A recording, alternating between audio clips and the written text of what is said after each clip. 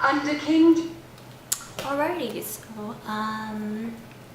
so it has been 2 years since I posted a video, and I'm just thinking, what is a very good or mediocre generic video that I can upload to YouTube to remind that millennials need to be self-aware about something? Dating red flags. Yeah, I've dated before. And then, let's see.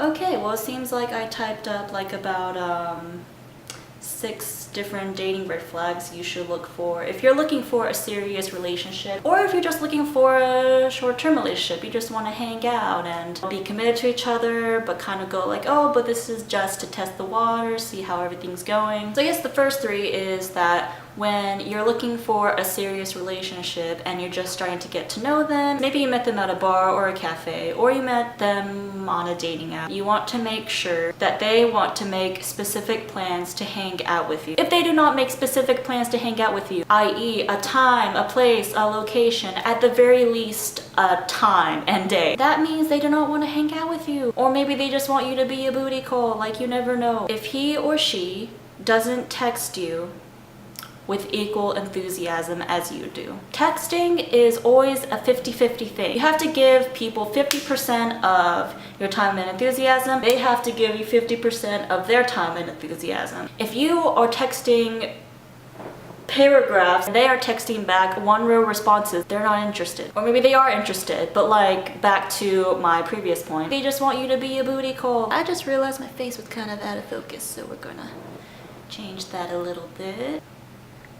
Okay, well, it doesn't look that much better, so we're just gonna keep going. If you got past these first 2 stages, he is texting you with enthusiasm, everything's going great, y'all went on a date or a few dates, whatever, but then maybe on the 3rd or so date, he or she starts flaking on you on the last minute. I feel like that can be very relatable for a lot of people, especially if it's just hanging out with some friends. It feels a lot worse when you're trying to date someone that you're really into. Now, there might be some very valid excuses or reasons for why they might be flaking on you. There was a death in the family. That is a very valid reason, obviously. My cat died, but you don't have a cat. They are desperately trying to scramble for things to flake on you. Or maybe they just hit you up with the, oh, just can't make it. Whatever the case, bruh, they are not into you. Okay, that person passed all 3 of these things. You're a few months into a relationship, and as you guys start to like know each other a little bit, he or she gets to meet your friends and your family. If he or she complains about your friends,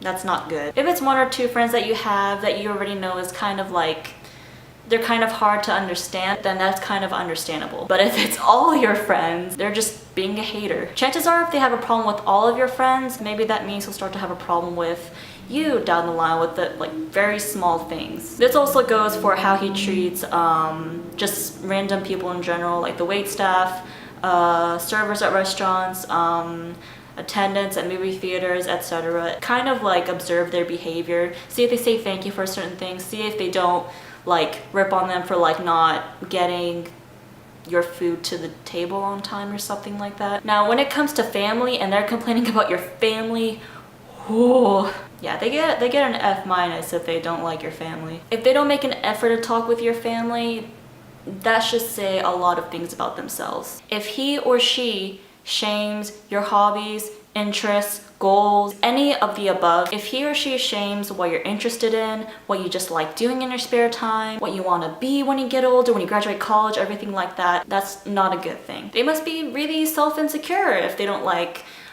the goals that you have later in life. There should really be no reason for them to talk down what you want to be when you grow up or what you want to do in life. Okay, I think this is the very last thing. If he or she doesn't listen to you when you talk to them about maybe an issue or a problem you have with them, if they did something or it's something recurring that they've been doing, you're just kind of like, hey, I want to talk to you about this.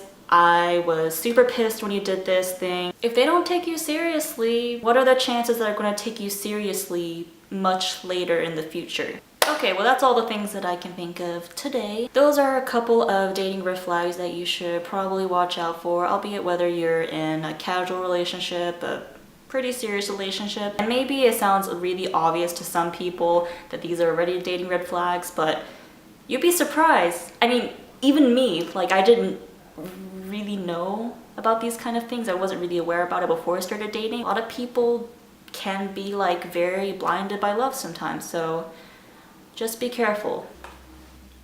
Back to watching Game of Thrones. Dating, red flags.